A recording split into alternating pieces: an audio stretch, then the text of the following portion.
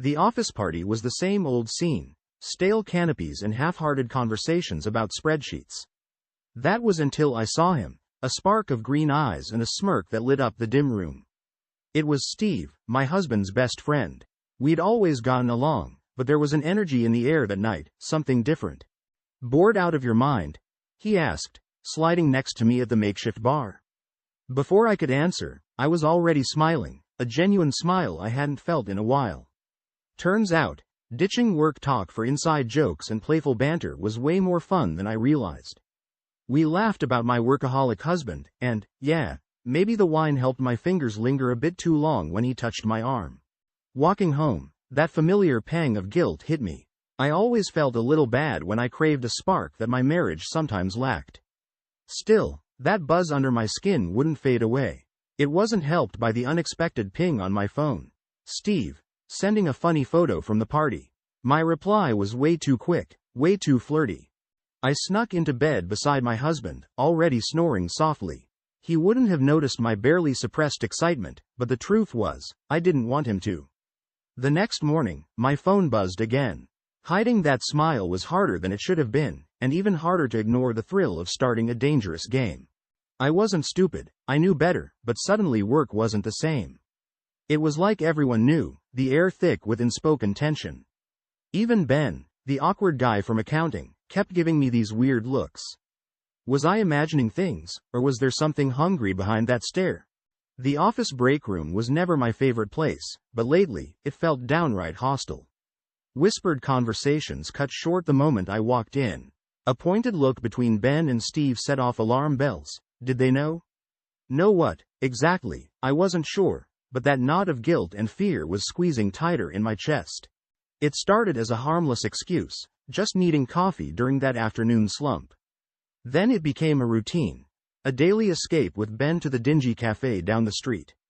The conversations weren't about spreadsheets anymore. We were venting frustrations about work, about our lives, about the dullness seeping into our marriages. It felt thrilling, and dangerous. One day, his hand lingered on mine as we crossed the street, a jolt running up my arm. It was a silent dare, and the thrill of it mixed with a sickening dose of guilt. He knew how I felt, how desperately I craved that spark I could no longer find at home. The new perfume was a stupid mistake. Too sweet, too floral, not at all my usual style. Yet there it was, clinging to my clothes, a dead giveaway to anyone paying attention. I held my breath when my husband brushed by, but he didn't seem to notice. The relief was quickly swallowed by self-disgust. One evening, I was closing up a report alone at the office. A flicker of movement outside my door had me jumping. Then I saw it. A glint of light reflecting off something metallic in the hallway. It took a few heartbeats too many to realize, a camera. Were they watching? My breath hitched. It was all just harmless flirting, right? Nothing serious enough to warrant surveillance. Panic flared, then cold calculation. Every lingering text, every stolen glance suddenly seemed like evidence. With trembling hands, I deleted messages, cleared call logs, and started spinning every excuse imaginable. My head spun. Had I been this reckless? Was the game over before it even began? I should have ended it, cut Ben off completely after that handhold. But every time I resolved to act normal, his eyes would find mine across the office, a mix of accusation and longing. It messed with my head, kept me off balance, unsure if he was going to expose me or tempt me further. That's when the first text came. No name, just a chilling message. "I see what you're doing." My blood ran cold. Was it Steve? Ben? Some jealous coworker? Or, in the darkest corner of my mind, my husband? Suddenly, everyone was a suspect. Every sideways glance in the office felt heavy with meaning. I started jumping at shadows, imagining whispers behind closed doors. Was my husband playing dumb, carefully setting a trap? I spent hours analyzing his every move, every word, looking for the slightest change. I couldn't take it anymore. I cornered Steve at the dingy bar we always went to after work. "Is this your idea of a joke?" I hissed, shoving my phone in his face. His smile was stiff, his eyes denying everything, but the flicker of unease was unmistakable. Going home that night, I felt more like a prisoner than a wife. Even the familiar click of the front door lock sent shivers down my spine. I forced myself to smile as my husband walked in, acting like everything was perfect. Dinner was agony. I chattered too much, laughed too loud, and tried desperately to ignore the way he watched me, a strange glint in his eyes. Sleep was impossible. Every creak of the floorboards, every rustle of the wind outside, made me bolt upright. My own home had become a haunted house, each echoing corner filled with the whispered accusations of my own guilty conscience. The worst part was, I wasn't even sure who I was afraid of anymore: Steve, Ben, my husband, or myself. One more day in that office and I thought I might actually scream. The whispers seemed louder, the stares more intense. I couldn't take it. I needed an out. Any out. My fingers were already dialing in sick before my brain could process what I was doing. Then the suitcase was open, clothes flung haphazardly inside. Just a few days away to clear my head. That was the lie I told myself. That lie carried me to a nondescript hotel on the edge of the city, far from any place I knew. The anonymity should have been comforting, but my reflection in the cracked bathroom mirror only made me recoil. Who was this desperate, paranoid woman staring back at me? I should have stayed locked inside, but a gnawing restlessness drove me out. That's how I found myself in the cramped coffee shop, sipping bitter coffee and trying to disappear into a trashy romance novel. That's when I saw him, Ben.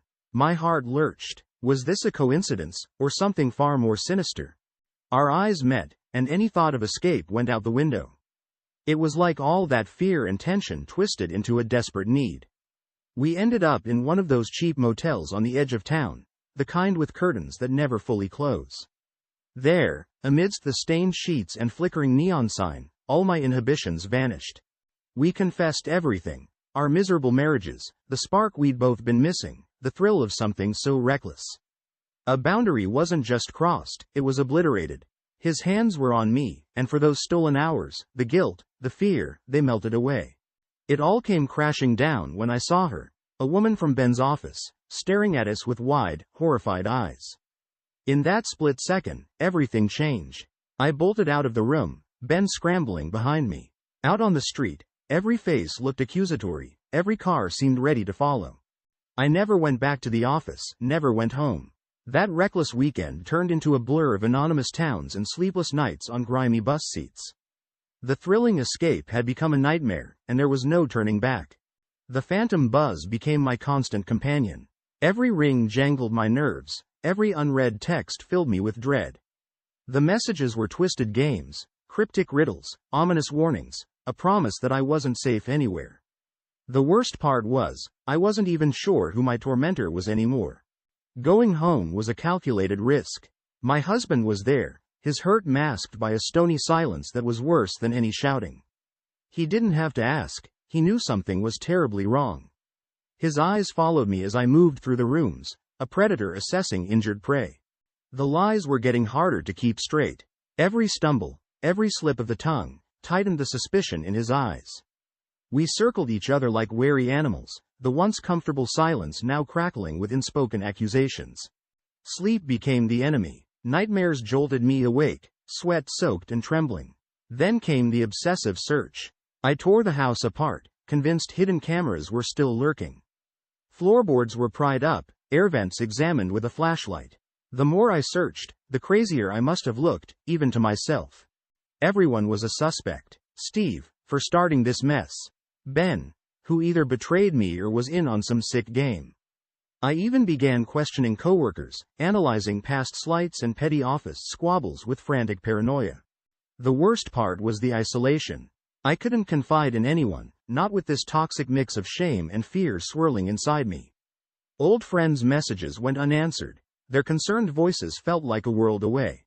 The silence of the house became deafening. I started talking to myself, whispering arguments and accusations against the unseen watchers. My reflection in the mirror was a stranger, gaunt, wild-eyed, a ghost of the carefree woman I barely remembered. This was my prison, a twisted punishment for sins I barely understood. How would it end? I wasn't sure I wanted to know. The unraveling was happening too fast. One minute I was scrambling to hide my mistakes, the next my entire world was about to implode. I needed to get ahead of this, seize control, or risk becoming a helpless victim of my own panicked undoing. In the shadowy world of parking garage handoffs and cash payments, I found him, the private investigator. A scruffy man with sharp eyes and a promise he could get answers. It felt like handing my fate to a viper, but desperation always trumps good sense. The next few weeks were a blur. I became my own obsessive stalker, my phone filled with blurry photos of Ben leaving his apartment, of Steve meeting with people I didn't recognize. I even followed my own husband, a sickening knot in my stomach as I observed his painfully mundane routine. The PI's updates were cryptic. Whispers of financial dealings gone wrong, a disgruntled competitor, overheard conversations. It was a puzzle with too many pieces, creating a picture that made no sense. It was all wrong. This was supposed to be about misplaced flirtations and petty revenge, wasn't it? Then came the text, from the most unexpected of sources. Sarah, the mousy girl in accounting who'd always kept her head down. I know what they're doing, the message read, it's not what you think. We need to talk.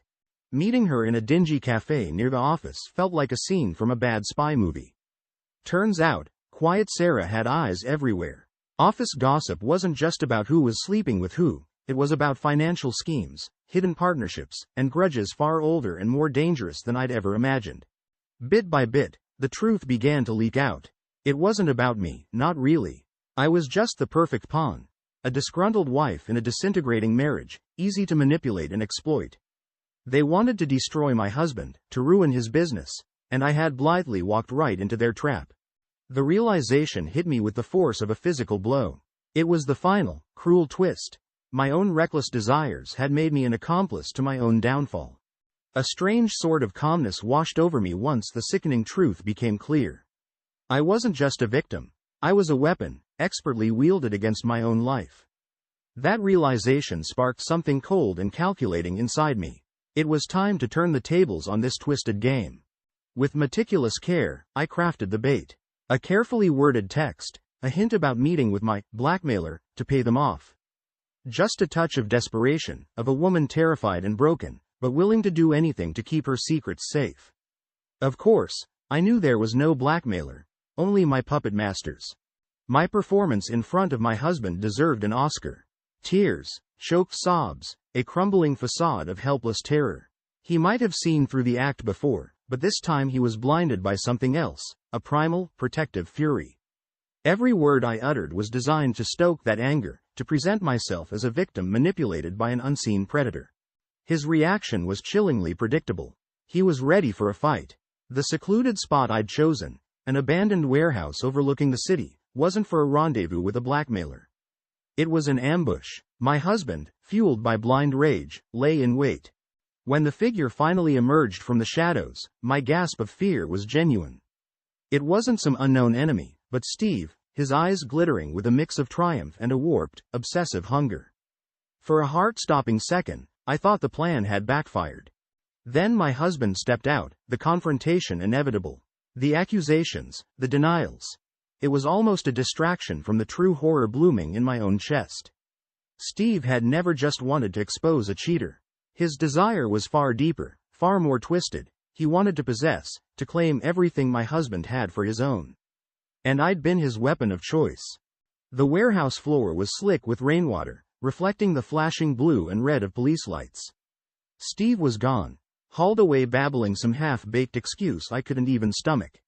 My husband stood over me, his face a mask of shock and barely contained violence. Yet, the adrenaline buzz in my own veins had faded, leaving a chilling numbness in its place. The aftermath was mechanical. Police statements, sympathetic detectives who didn't understand the depth of the betrayal, and the inevitable media frenzy that descended like vultures the moment my husband's name was connected to the story. The house that had once felt like a prison was now a tomb. Every object, every piece of furniture, held the sticky residue of deceit. My husband's apologies felt perfunctory, like he was going through the motions of a heartbroken spouse. Maybe he was, but the hollowness in his eyes mirrored my own. It wasn't even Steve's face that haunted my nightmares. It was my reflection, staring back with accusing eyes. How could I have been so blind, so willing to sacrifice everything for that pathetic spark of attention? The guilt wasn't just for my betrayal, but for my stupidity, my willingness to be used. Everyone had advice, of course. Well-meaning friends whispered phrases about resilience and forgiveness, their voices fading into white noise against the roar of despair in my head. There were lawyers, too, cold, emotionless sharks discussing division of assets as if they were carving up a carcass. I signed papers, numbly agreeing to terms I barely understood. Sleep became a torture chamber. Each night brought a relentless replay of the past months spiraling into disaster. I'd jolt awake, heart pounding, certain Steve was lurking in the shadows, when in reality it was the shadow of my own destructive choices that loomed over my life. They say time heals all wounds. Maybe it does, eventually. But in those first weeks and months of picking up the shattered fragments of my life, there was no healing, only a relentless ache of regret, a hollowness carved deep into my soul. The plane ticket was booked before I could even analyze what I was doing. Some remote Caribbean island with cheap drinks and blindingly white beaches. That's where my finger landed on the blurry map. It didn't matter. Anywhere felt better than suffocating in the wreckage of my own damn life. The first few days were a blur of forced relaxation. I lay on the burning sand, letting guilt and exhaustion wash over me in waves, just as the tide erased my footprints. Yet, strangely, the anonymity of the sunburned tourists and overworked bartenders was a balm to my raw spirit. I wasn't the cheating wife, the ruined woman. I was just another body with a bad sunburn and a half-finished margarita. Alone on my tiny hotel balcony, the stars shockingly bright in the island sky, I found myself drawn into conversations I never would have sought out at home. The old German woman who recounted her life as an escapee, the young backpacker with dreams bigger than his budget, the local bartender who saw every kind of heartbreak play out on his worn wooden counter.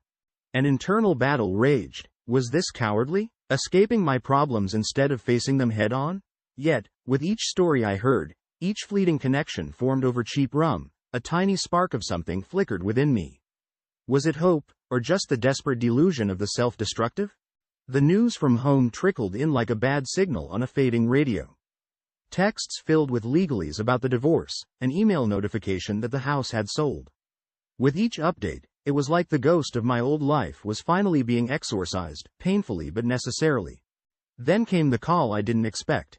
It was Sarah, the quiet girl from accounting, the one person who saw through the mess and offered, not judgment, but a lifeline. "We need you back," she said. "Not to the office, not to all of that.